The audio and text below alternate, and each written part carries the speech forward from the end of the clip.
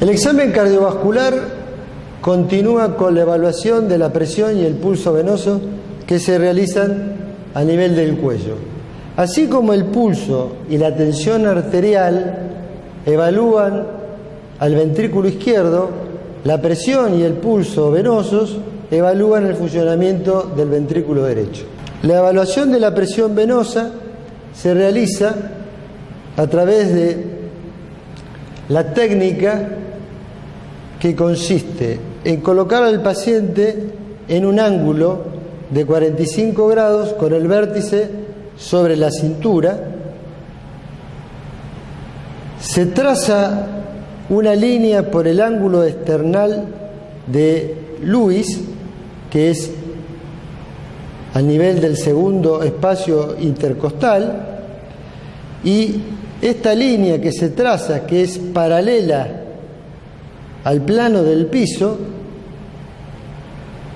cruza el cuello a nivel de las venas que son visibles. Normalmente la presión venosa se evalúa sobre la yugular externa y se trata de verificar su grado de llenado.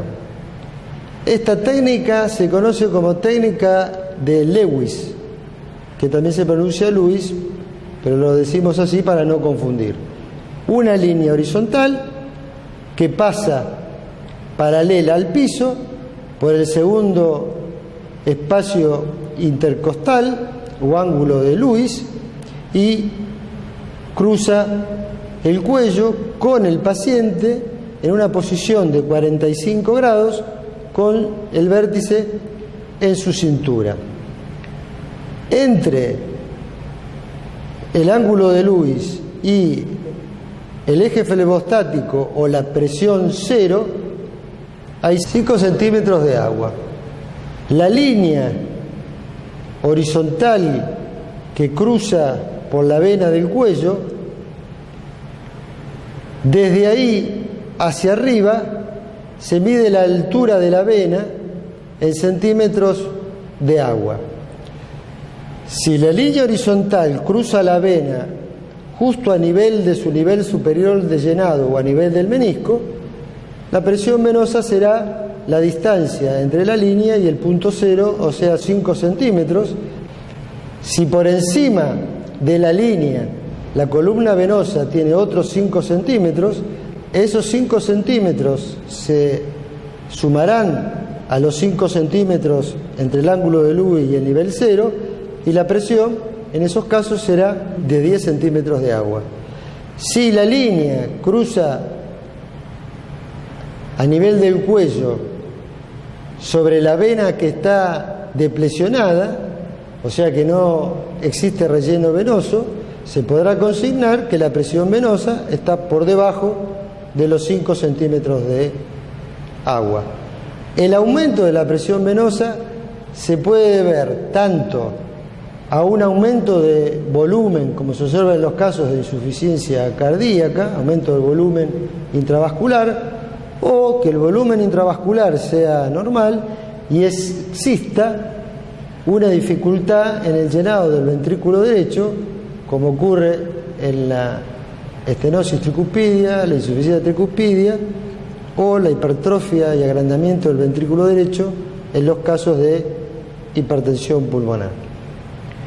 Para la evaluación del pulso venoso, el paciente también puede ser evaluado en esta posición siempre y cuando se verifique o se visualice el menisco venoso, ya que el pulso venoso, a diferencia del pulso arterial, es un pulso que se ve y no se toca, porque como tiene una amplitud muy pequeña, al tocarlo disminuye.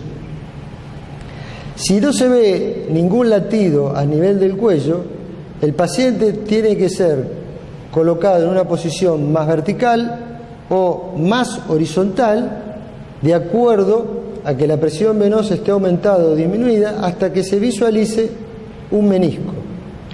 Cuando se visualiza un menisco representado por un latido en el cuello, el paso siguiente es confirmar que ese latido corresponde al latido o pulso venoso y no a un latido de la carótida transmitido.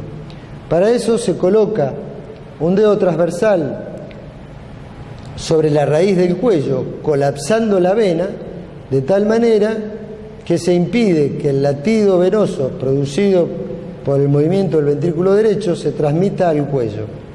Si efectivamente ese latido que se visualiza es del pulso venoso, este desaparecerá.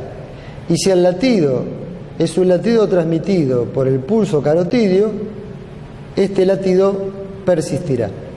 Una vez que hemos confirmado que el fenómeno que visualizamos en el cuello corresponde al pulso venoso, pasamos a analizarlo.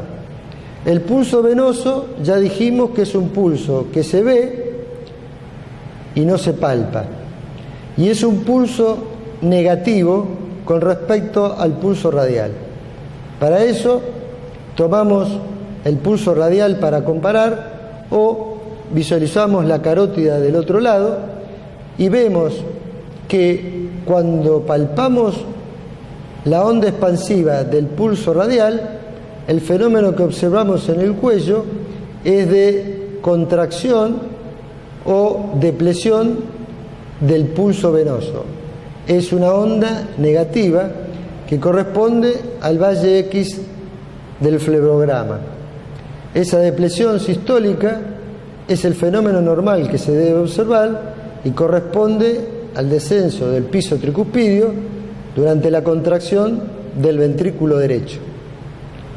En algunos casos puede observarse antes de ese colapso sistólico del pulso venoso una onda positiva pequeña, que es la onda A, producida por la contracción auricular. En todos los casos, la onda A siempre precede al valle X, la onda A es positiva, el valle X es negativo. Es decir, en conclusión, el pulso venoso normal es un fenómeno inverso al pulso arterial. El pulso arterial es una onda expansiva, el pulso venoso es una onda negativa. La modificación más importante del pulso venoso es cuando este fenómeno se invierte, es decir, el pulso venoso, en vez de ser una onda negativa, es una onda positiva, y eso identifica a la insuficiencia tricuspidia.